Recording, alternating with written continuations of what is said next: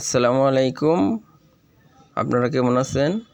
আশা করি সবাই অনেক ভালো আছেন। আজকে আপনাদেরকে দেখাচ্ছি শ্যাট বোল্টের একটি ইজি বাইকের চার্জার। এটির সমস্যা, এর সমাধান আপনারা কিভাবে করবেন।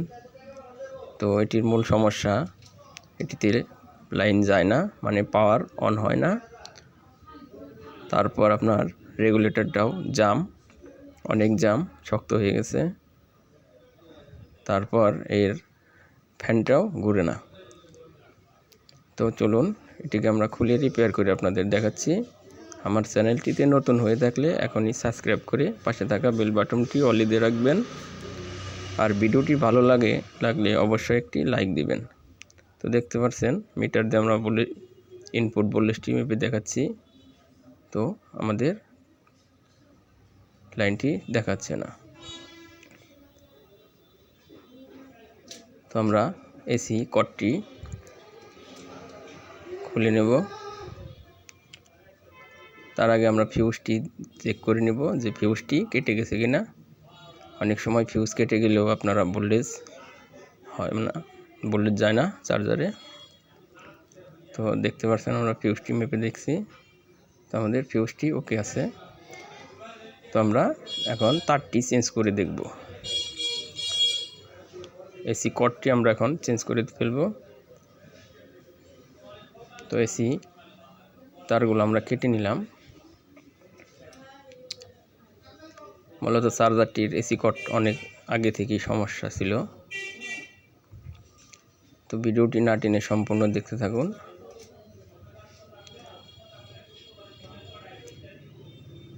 তো আমরা নতুন তার লাগিয়ে নিলাম।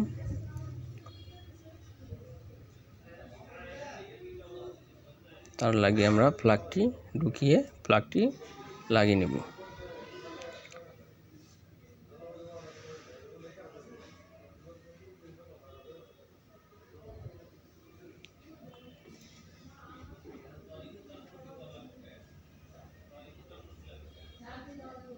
তো ভিডিওটি অনেক লম্বা হওয়ার কারণে ভিডিওটি টেনে টেনে দেখাতে হচ্ছে। আশা করি আপনারা বুঝতে পারবেন। তো আমরা তারটি ঝালা করে নিব। ঝালা করে অ্যাম্পিয়ার টিউবটি দিয়ে ঢেকে নেব। তো এভাবে আমরা দুটো তারই লাগিয়ে নিব।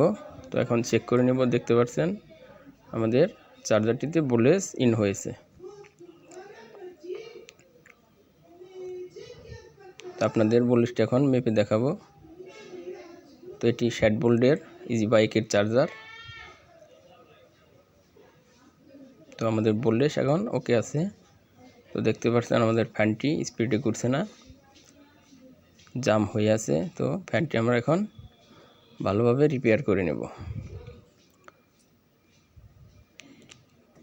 ফ্যানগুলো আপনার ময়লা ধুলোবালি যাওয়ার কারণে ফ্যানটি জাম হয়ে আছে। তো আমরা ফ্যানটি এখন খুলে নেব।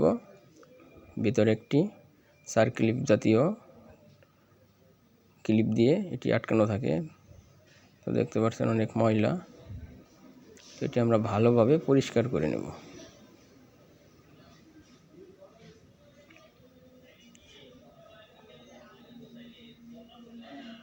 তো আমরা কয়েলটিও ভালোভাবে পরিষ্কার করে নেব।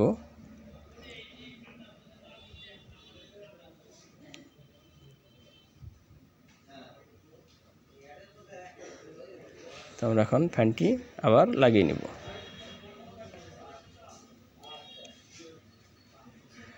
ক্লিপটি আবার পুনরায় জায়গা মতো লাগিয়ে দিব।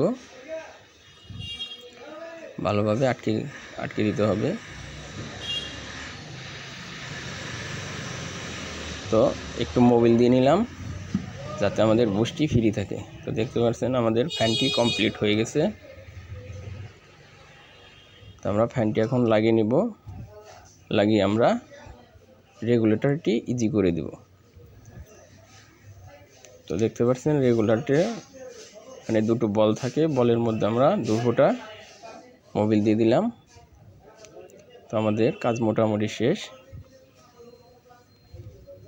আমরা বডিটি লাগিয়ে নিলাম।